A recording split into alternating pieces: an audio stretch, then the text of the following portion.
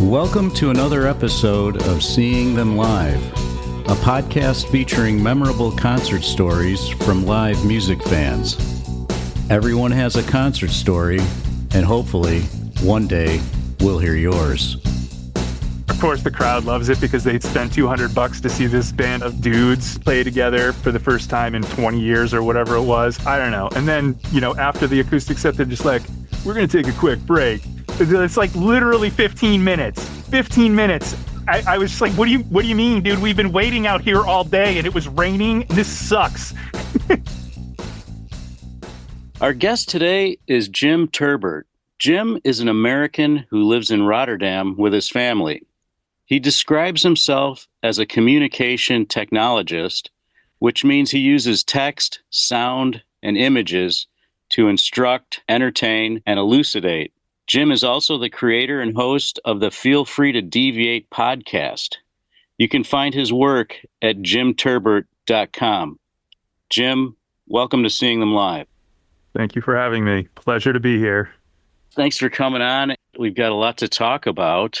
All of my guests, they always have so much to share, especially like you were saying before we just started, how once you start recalling some of your concert stories and others start to pop up. It's a waterfall, a cascade. All right. So we'll just let it flow. We've shared between us a few points we'll cover and then whatever else pops up. Okay. So, you were 13 and you wanted to see Ringo Starr. This was 1989. Yeah. That was your first show. And you had a strategy that I guess wasn't working initially to win tickets off the radio. What's funny, Jim, is I just interviewed this guy and he used that strategy to his success. A bit of a night owl when he was in high school and stuff. Okay. So he would listen to the radio and they would give away tickets like late at night. And that's how he went to a lot of concerts, by winning them off the radio.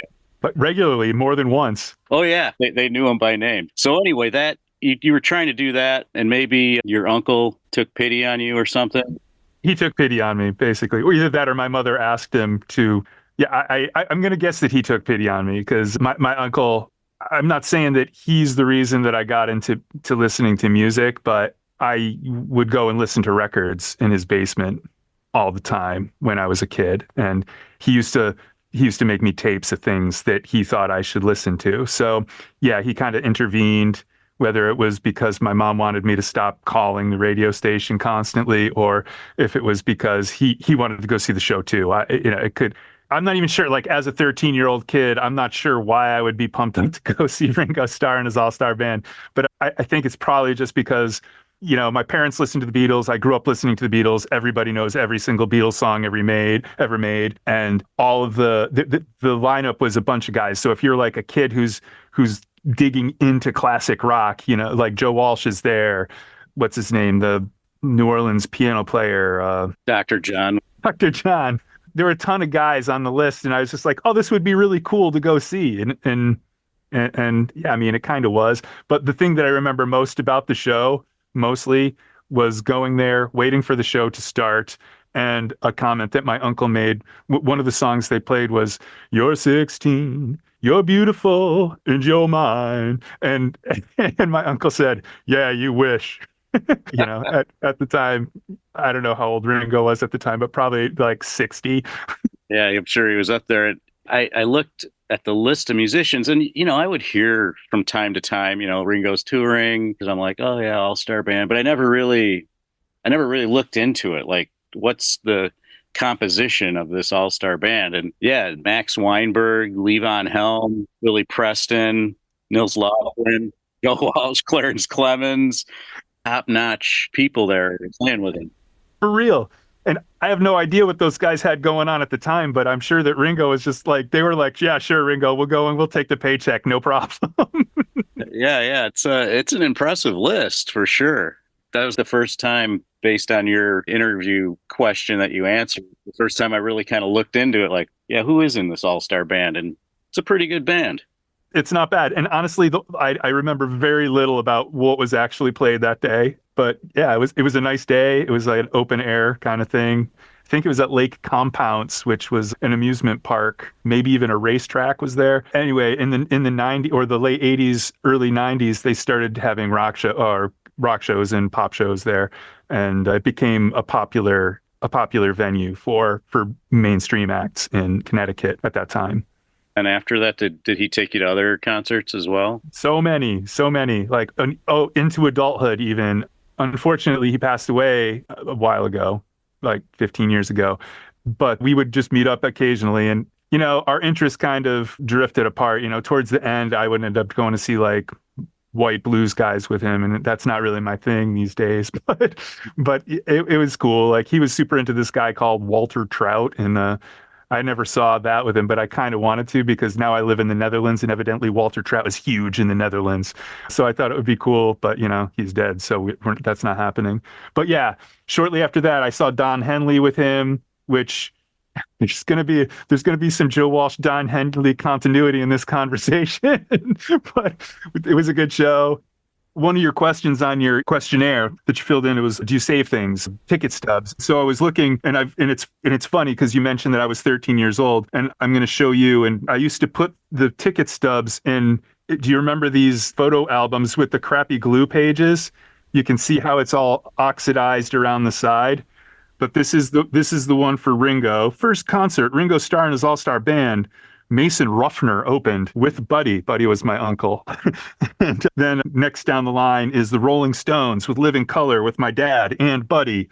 And Aerosmith with Black Crowes. 10 years after with Blackfoot and Nazareth. And Don Henley, Deep Purple. Like, it just goes on. And most of these like classic rock bands that were in their cashing in on fame and celebrity days of their careers, that I went to go see all these guys with him. Like, going to see Deep Purple in 1991? What's the point? But yeah, I see Susanna Hoffs open for Don Henley, and I don't remember that, but that was probably pretty fun. Yeah, when I looked through my ticket stubs, you mentioned Mason Ruffner. Apparently, I saw Mason Ruffner because I have a ticket stub, and I know who I went with. One of my friends who was into that kind of music, he confirmed it with me. But yeah, sometimes I look at those ticket stubs and I'm like, huh. But there's lots of things like that we'll talk about in a little bit when we talk about your podcast. I think you called them gaps of knowledge, like gaps in your knowledge. I was listening to one of your episodes with Eric Miller. Yeah. And you guys talked about that. So we'll chat about that in just a bit, because I have lots of gaps in knowledge. And when I talk to people and they talk about these shows and things, or they fill out the guest form, I'm like, oh, wow. And then I start looking into like, oh, man, I didn't know that. You feel like you should, but in the grand scheme of things, there's so much and so much interconnectivity, it's impossible.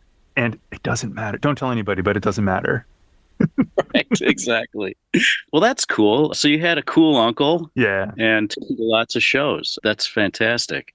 Also, on the form you filled out, you said you have a hard time with superlatives, and that's, exactly how the form is. Your best concert, the surprising, et cetera, et cetera. So it's kind of listed a few things, and one of them was you moved to Boston, I guess, from Connecticut. Yeah. I went to the University of Vermont for a year, and then I had to leave for financial reasons. And I spent the summer at my parents' house in Connecticut. And after that summer, I moved to Boston with the intention of becoming a state resident, so I could go to the Massachusetts College of Art, the only state-run art school in the country, that's not part of a university.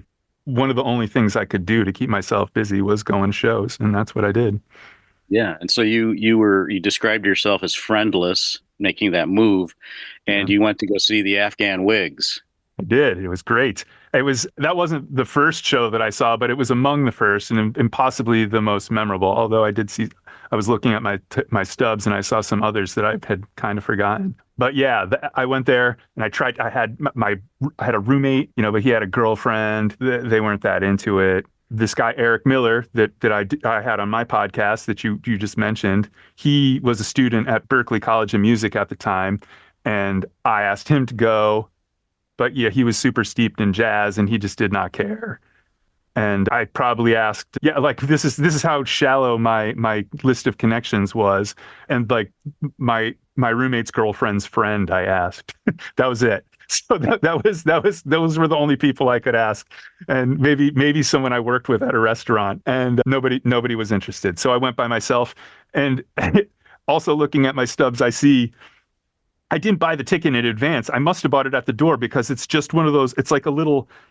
It looks like a raffle ticket you'd get at the county fair or something. It's just ripped in half. It's not even a proper ticket stub, but I wrote next to it, Afghan Wigs, blah blah blah.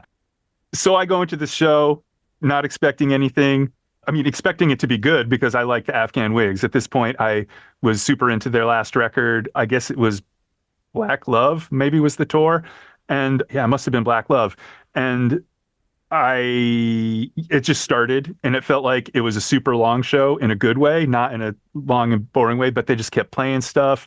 You know, he told the entire crowd that he was on acid and he was going off and spewing these crazy stories.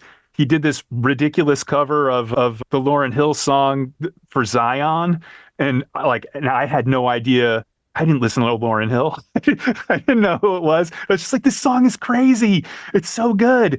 Which is kind of ironic because at this very time, one of the jobs that I had in Boston was working in a trolley ticket for sightseeing tours, and I had no money. And all day long I would eat this crappy pasta salad that I made. But the place right next to me was a Cinnabon shop, so all day long I was smelling cinnamon buns, and it was like the most tempting and delicious thing. But combine that with on the radio, the Fugees were in constant rotation. It was just like, ah. So yeah, Lauryn Hill for Zion. I had no idea who it was. It was just part of the show that made it really great. He interacted with the audience, not with me, but with the rest of the audience. I left feeling like I had seen something special, and I really just wanted to share it with people. And I didn't have anybody at the time. It was a particularly lonely period of my life, and that was one of the highlights of that year. It was fantastic. And now, so Greg Dooley, he's the lead singer, right? He is indeed. And he's the one, he said he was on acid. But then you said years later, when you saw the Afghan Wigs, he denied it. And I was curious to know, like, did you speak with him, or is that something he told the crowd years later? He mentioned it to the crowd. I wish he confided in me directly, but no, he told the crowd. He told the crowd, he said, the last time I was here, yeah, I can't remember exactly how he said it, but it came up casually. I don't know if you've ever seen them or if you're interested in them at all, but he tells stories when they play. So, and this must have been the 1985 tour. Maybe I can't remember the chronology of their records, or it's 1965. What's the name of the record? I don't know. Doesn't matter. He said it on stage to the crowd. He was not on acid. It didn't really ruin it for me because as far as I was concerned, he could have been on acid that night. Yeah, well, it's kind of funny that it must have been sort of weighing on his mind or something that he had to I've got to get this off my chest before we go any further with this concert. Maybe there was a lawsuit and he really had to get on the record saying he was not on drugs. Yeah, no, it's kind of funny. Years later, he sets the record straight in front of a crowd. But it's also great that he remembered, it was noteworthy for him because it was definitely noteworthy for me. Yeah, you get to see both shows, and so he set the record straight. Anything else you want to add about that concert, Jim? No, not really. It's just it was one of those.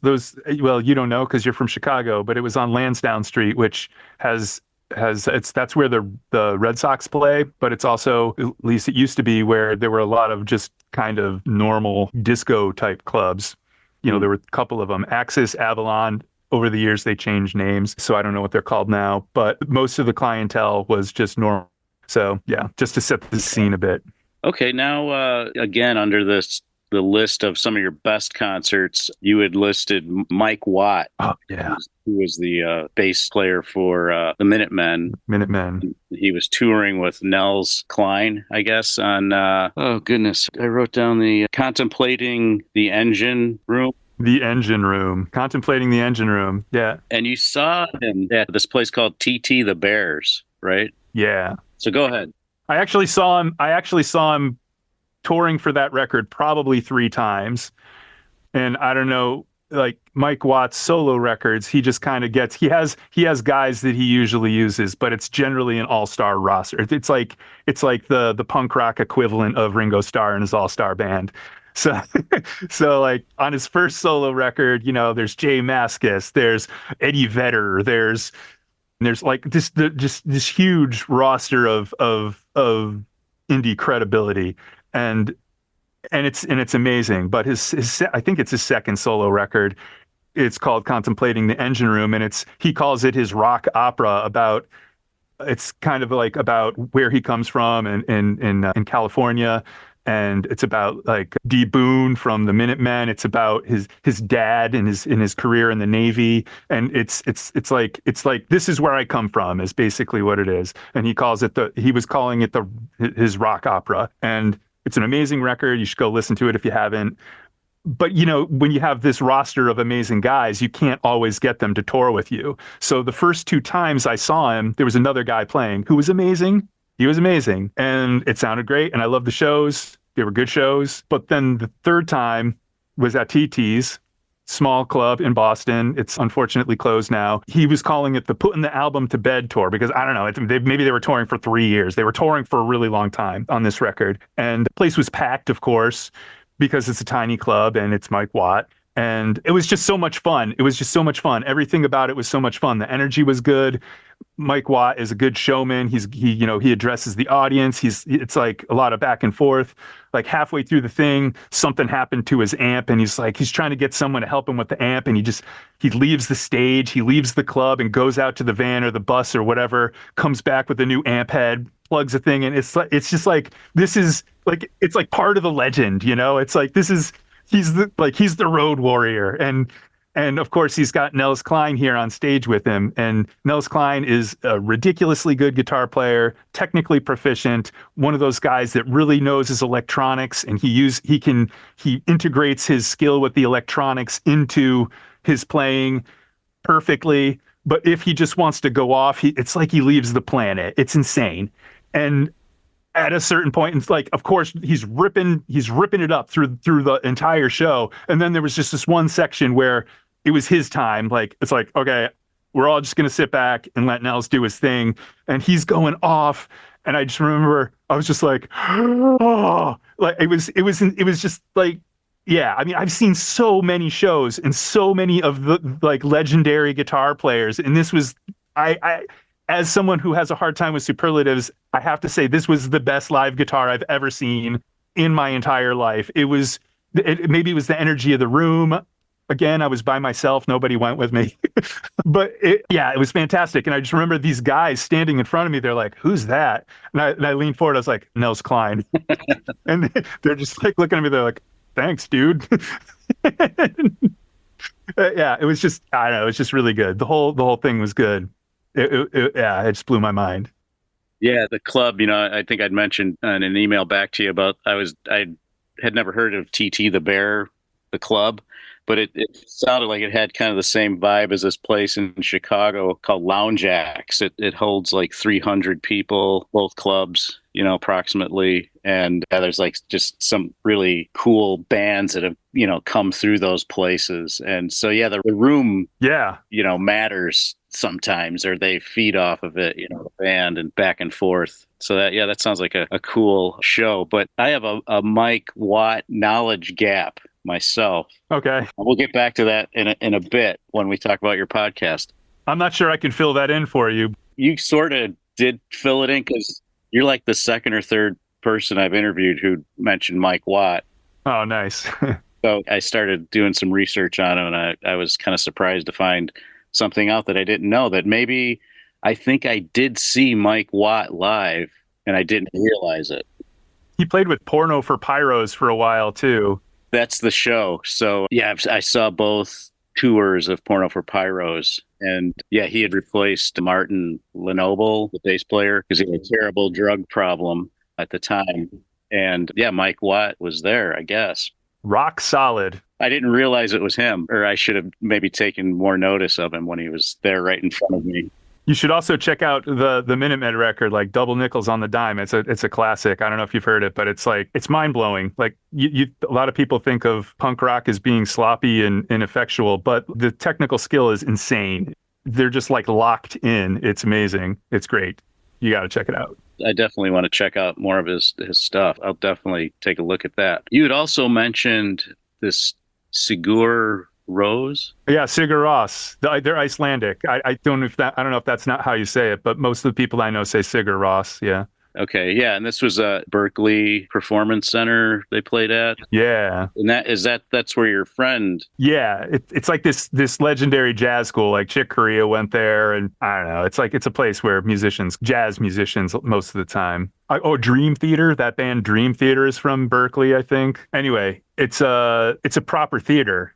It's not even that Sigur Rós is my jam. I think when that record came out, it was not like anything I was listening to at the time. So it made an impact on me because I liked it so much. And it was just so different. It was so different and quiet and mellow and laid back. And the fact that it was in this proper music hall with amazing acoustics, and there were seats and everyone had a seat, and it was quiet. We were all just sitting, and the thing starts like if you listen to the record, it's like it starts with this sonar ping sound. So the place is just dead silent. The entire crowd is maybe talking, and it starts the record. It's like listening to the record, but you're in a comfortable seat, and the sound is better because your stereo sucks. Yeah, now they sing in like a made up language, right? Oh, I assume it's Icelandic, but maybe it's made up. It sounds made up. I thought I read they called it like Hopelandic or something, but we'll have to check that out. I'm not sure. That's a question for later. Because you're like you pay attention to the sound. I do. It seems that's one of your things. And so when you said like it was, the performance, the quality of it, or the attention, I guess, of detail to the sound really was impressive to you as somebody who that's your jam, basically. Well, I mean, it's kind of like for instance, right now I work in a high-end headphone store, so I really dig on the equipment. I really dig on the quality of the sound. Of course, the music and the song is the most important part, but I want it to sound as good as it can possibly sound. And as someone who listens to a lot of indie rock, you don't always get that. So when you do get it, it's kind of mind-blowing. Sounds like a really interesting setting. I think it was last year I saw the National. Oh, nice. I bet that was good. Yeah, at the Auditorium Theater in Chicago, and the same kind of thing. I mean, you could hear a pin drop in there where this was sold out, and yeah, the sound was just awesome as compared to like seeing a concert at the United Center in Chicago, which could be pretty awful. Is that like a giant? The Chicago Bulls play there. Okay, right, okay. Yeah, it's night and day, but yeah, they played 3 shows there, and yeah, the sound was fantastic, and like you said, the crowd cooperated. They were very quiet. It's part of the experience. Yeah, it really makes a difference. I think it's great. Yeah. Okay, so you put down your most disappointing concert, When Hell Freezes Over tour. Yeah. And I'd mentioned to you, I wanted to say that was kind of, from what I remember, like the turning point of outrageous concert tickets, or the start of it. They were charging like, I don't know, $200 a seat or something, which was insane at the time. I think they were one of the first bands to command at that time that it was like the start of high priced tickets. Yeah, maybe Madonna could get away with it at that time, but that's probably about it. But yeah, you weren't really that impressed with their show. I hated that show. I hated it. Well, part of it was they take a bunch of breaks, or one break? At least one break, but the first one was the most memorable because it was like 15 minutes into the show. But yeah, first of all, I'd like to say that I did not spend $200 to see the Eagles. I can't remember what the name of the venue is, but I think it's called Tanglewood or Great Woods, or I can't remember what it's actually called, but it's in Massachusetts. I think it's in Western Massachusetts, and they have a seated area and then they have a lawn.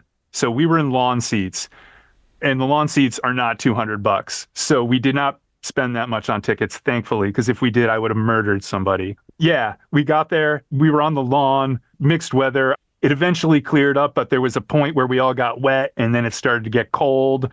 They took forever to start. Oh, I hate that. I hate when the band's really late.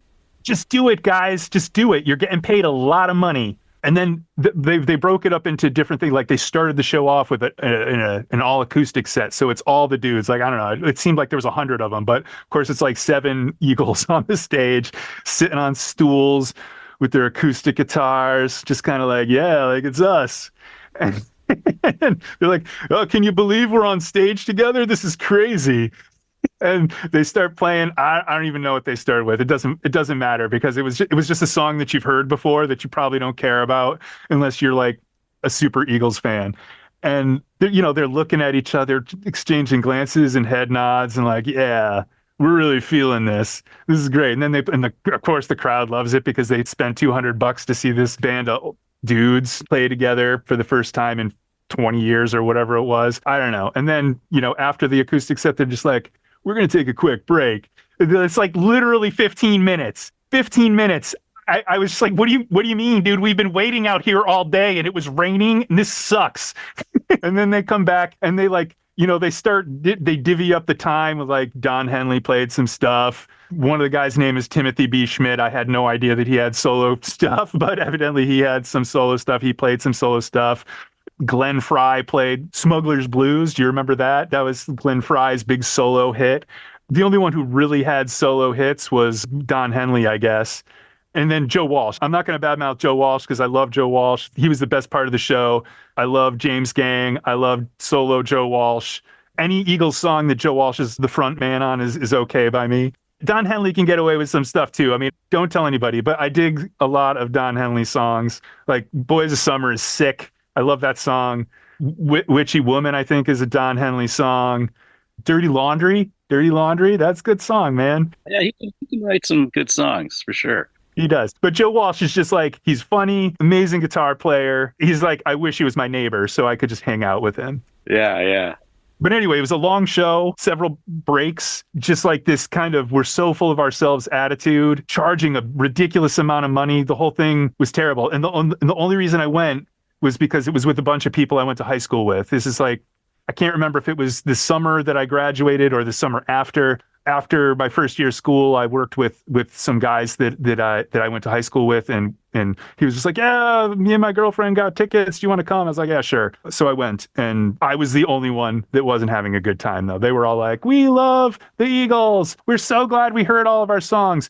Yeah, you got to take into account that I come from a place in rural Connecticut. When you're growing up, there are two options. There's top 40 radio and classic rock radio.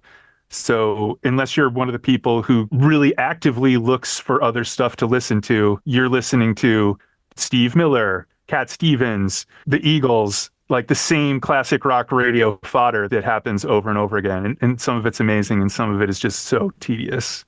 Yeah, well, sometimes, you just go along to the show with your friends. Yeah, and they were good. They're good kids. We had a good time otherwise. Yeah, sometimes you're surprised and sometimes you're not. You're soaking wet. But I saw Dire Straits like that outside on the lawn. Somebody poured a beer like on my back. Oh, that's the worst. Like 2 songs in, it was an accident, but it was like, oh my God, not fun. No, I hear you. Well, your most surprising story is so funny, Jim. And I was telling you, every time I retell it, I start laughing. I can't get the whole story out without laughing. Right. So this is a Nirvana story. Indeed. I wasn't sure what tour this was on. It was the last tour. It must have been 1993. I was a senior in high school. I don't remember exactly. I think I have the ticket stub in Springfield, Massachusetts. Yes. Okay. Because I was looking because they didn't play anywhere in Boston. No, it was Springfield. Yeah. So anyway, go ahead and maybe set the stage for that Nirvana story. I mean, it was 1993 and, everyone loved Nirvana. Everyone, every single person. I mean, not just music kids, like everyone. And I was thinking about the dynamics of the actual show today, and maybe some of the reason that this happened was because everyone was into it. You've got this mix of, rock kids and like jocks and all kinds of other folks.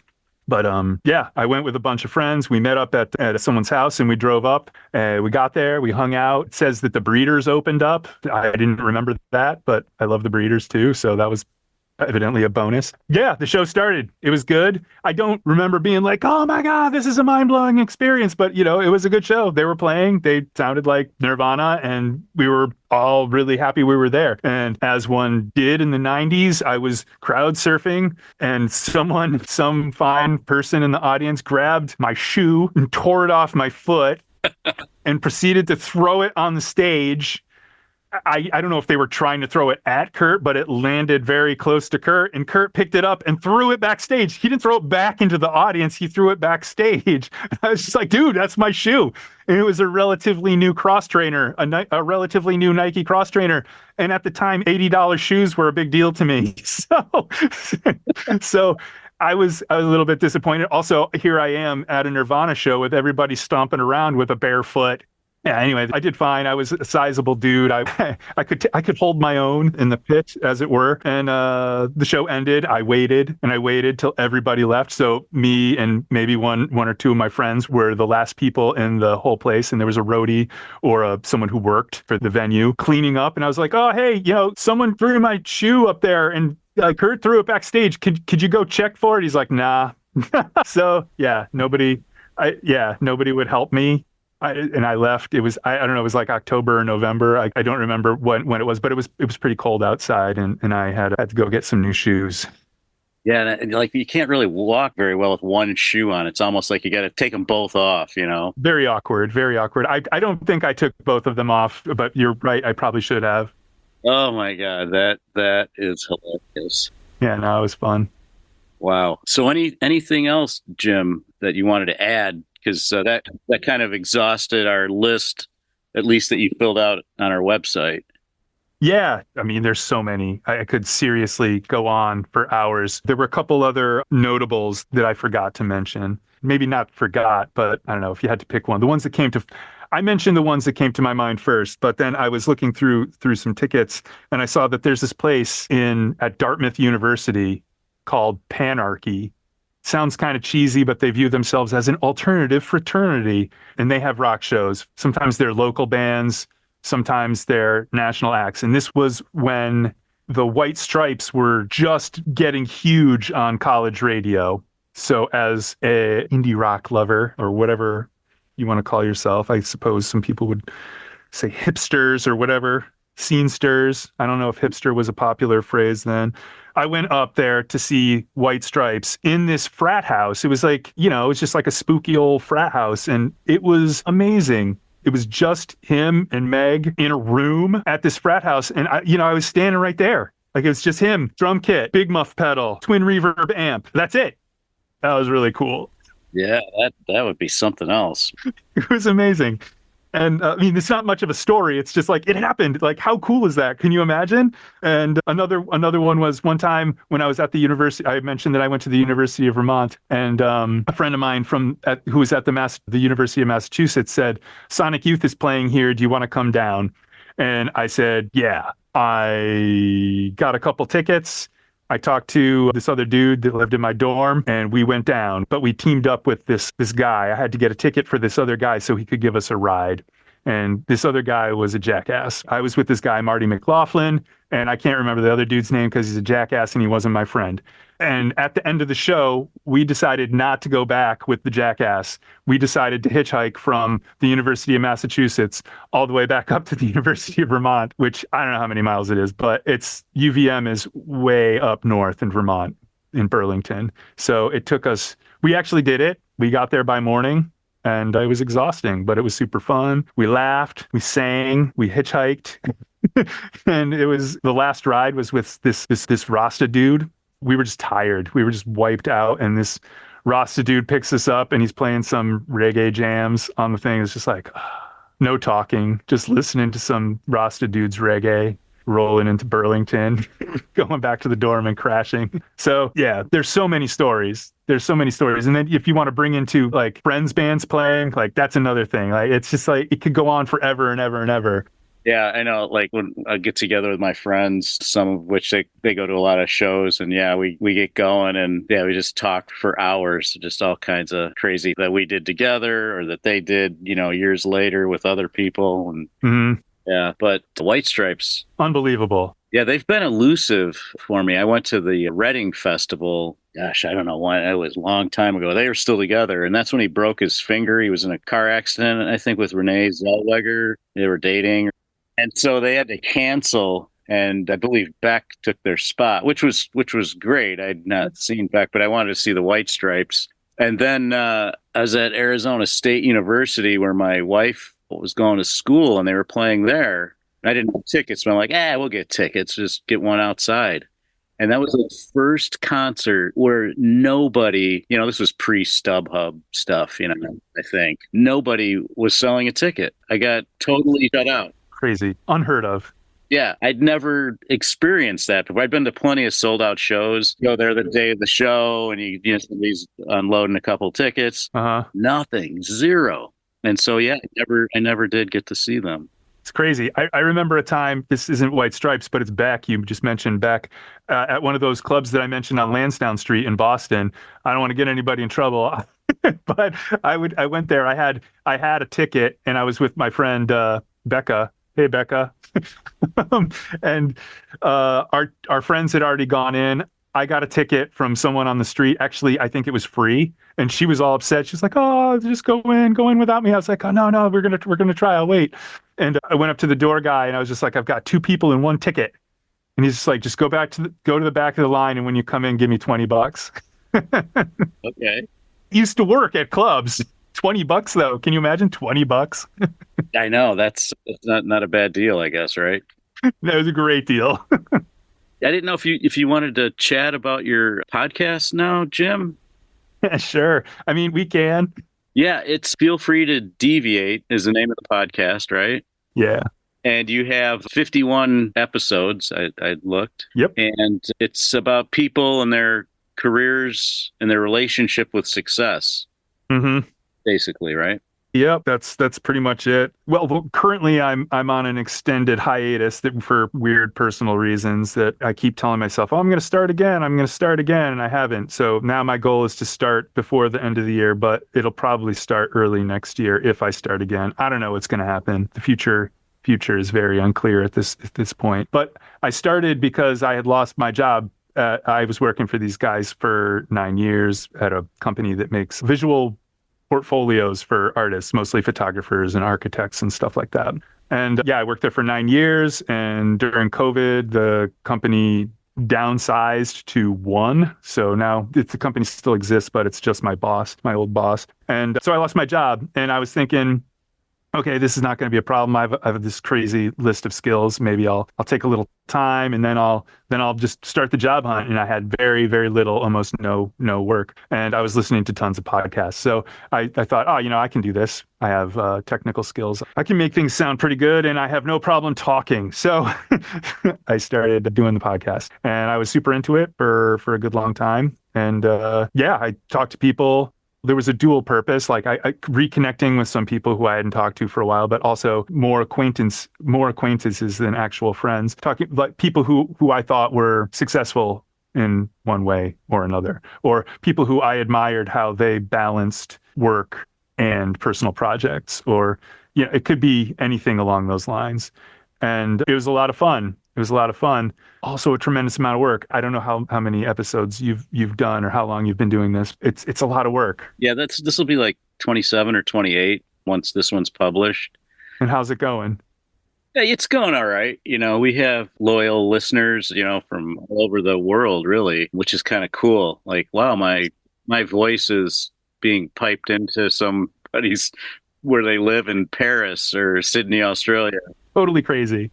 It's nuts. Yeah, I can't even, sometimes believe that. But yeah, it's we do like every 2 weeks an episode. And I think that's kind of been working out for us.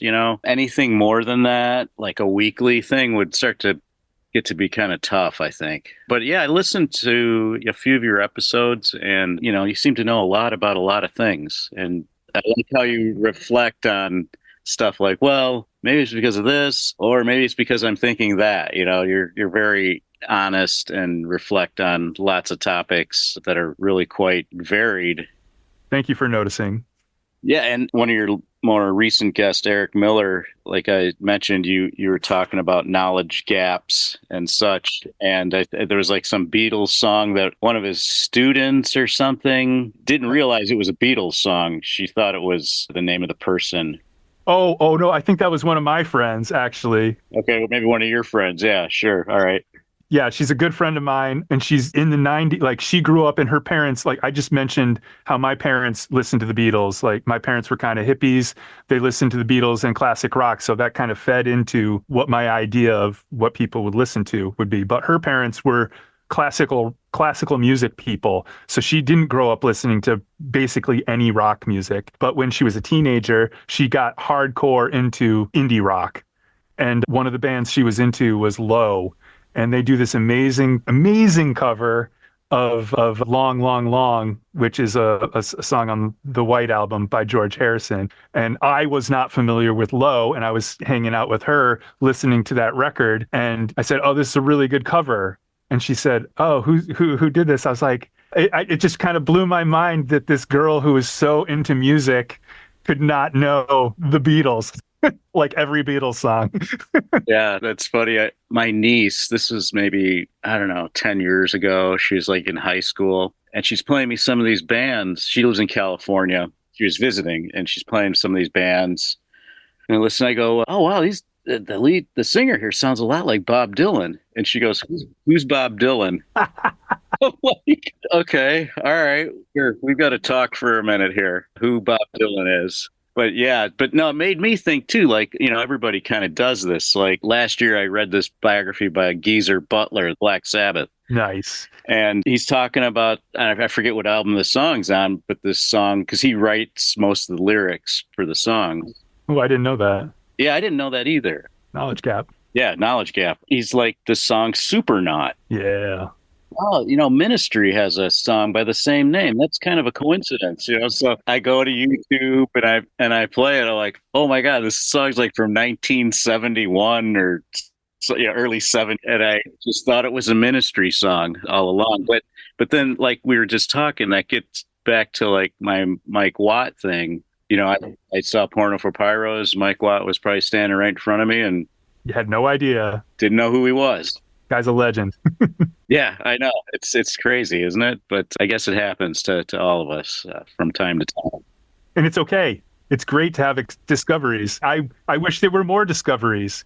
I used to work at a school and I thought it was so great. Like when I first started doing social media and I was friends with some of the students from school. So they're like basically 15 years younger than me or whatever. And like they're posting online about how they're just discovering David Bowie records. It's just like, yeah, I wish I was just discovering David Bowie records. That's such a great thing to do. Yeah, one of my friends, we tease him because he's always about 20 years behind. It seems he's like, I've been listening to this guitarist from Texas, Stevie Ray Vaughan. And I think he might have been, had passed away by then. Like, are you serious? But hey, he just discovered Stevie Ray Vaughan. So I was supposed to go see Stevie Ray Vaughan with my uncle, but he died like 3 weeks before the show. Oh God. Terrible. That was a terrible tragedy. For real.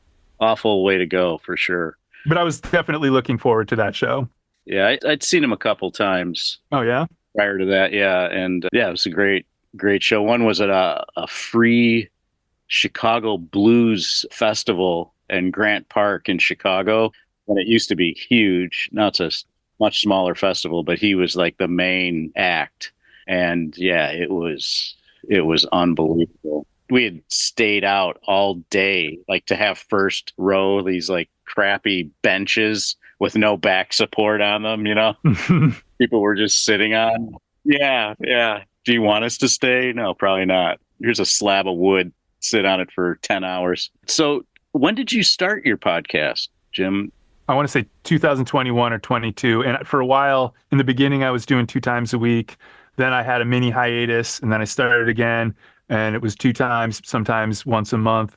It became very inconsistent. Then I had a major renovation in the house and some serious problems with a contractor. And I just kind of freaked out and I stopped doing everything. Not everything, but like I didn't go to the hospital or anything. I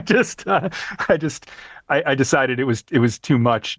Like you mentioned, doing 1 a week would be too much work. And I was having that with 2 a week. And I'm thinking that if I start up again, because of the fact that it's so much work and I feel like I'm constantly trying to grow it, and it is growing, and it was growing. It's not now. It was growing, but so incrementally that I would slow down, change the format a little bit, keep the theme, and go once a month and maybe have some other angle on the same theme.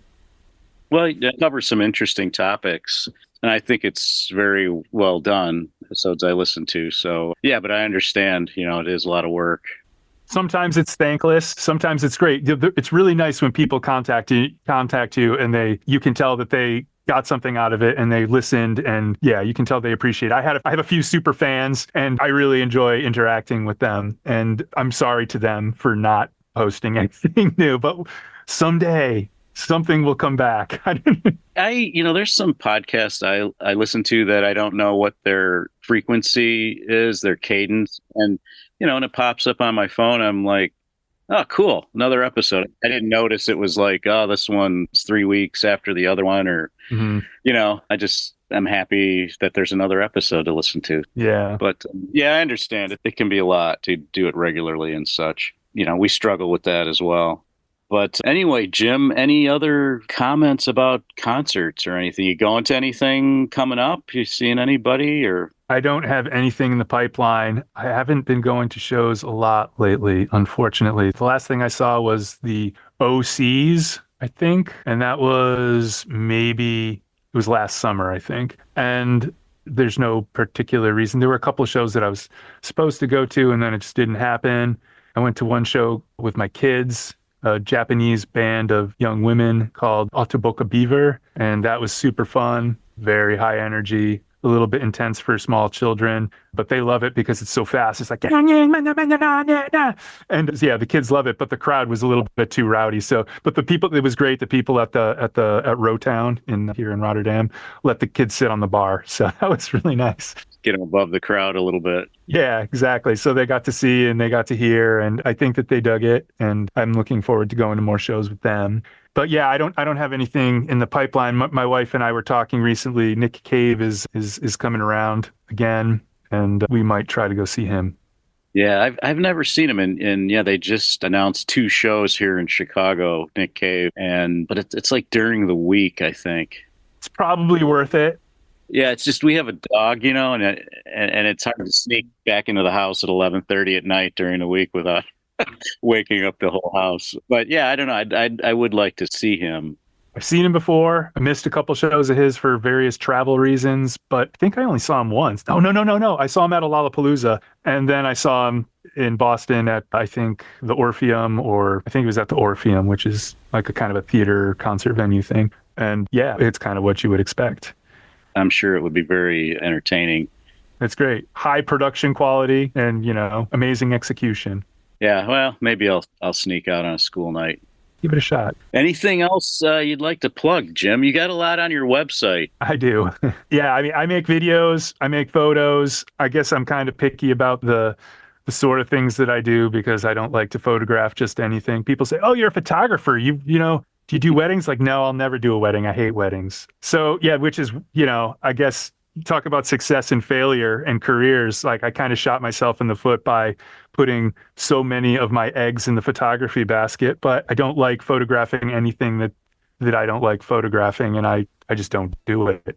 But yeah, I photograph things on occasion. I'll photograph the right event, but it has to be the right event. I like making videos. I used to make a lot of instructional videos for the web company that I worked for, and currently I work for a headphone store called the Sound Kitchen in Rotterdam. If you like good coffee and you want to buy high-end headphones, I'm there sometimes. But contact me first so you get in there when I'm there. We can chat, drink some coffee, talk about concerts or whatever. Yeah. So your website's jimturbert.com. Yeah. I also got jtfanclub.com. That's the old art. Like, that's before I had a gray beard. That's pretty much it. Just trying to keep it together, trying to make my way in the world. Yeah, no, I encourage people to check it out. You've got some cool stuff there, some cool photographs, and podcast is interesting. I just scratched the surface with like recent 3 episodes, so there's a lot of stuff there to check out. 51 episodes. Yeah, 51 episodes. So that's pretty impressive. Well, Jim, this has been fantastic. I'm glad you carved out time in your Saturday evening because you're 7 hours ahead of us here in Chicago. Yes, it is currently 7 o'clock. Okay. Well, I appreciate it. I hear you have a party going on over there in the basement, so you had to relocate for this. My daughter has several screaming 13-year-olds in the house. It's wonderful. I had the same thing last weekend, actually. So It can be intense. The sound. It's just like, turn it down. It's very intense. I really appreciate you relocating and being able to do this interview with that going on. The pleasure was all mine. We'll get this published, and everybody listening will laugh at that Nirvana story as I did. Good. And again, thanks for your time. All right, cool. Thank you. That's a wrap for our show. I want to thank today's guests for sharing their concert stories with us. Make sure to check out our show notes at seeingthemlive.com for links to websites, photos, and other artifacts mentioned in the show. I also want to thank my producer, Doug Florzak. The theme music for the show was composed by Doug and is featured on his album, Flagstone. If you have a concert story you'd like to share on our podcast, please visit our website and click on Become a Guest in the main menu. Then fill out the form and click the Submit button. If you seem like a good fit for the show, we'll contact you via email. I guess it's time to head for the exits. We'll see you next time on Seeing Them Live.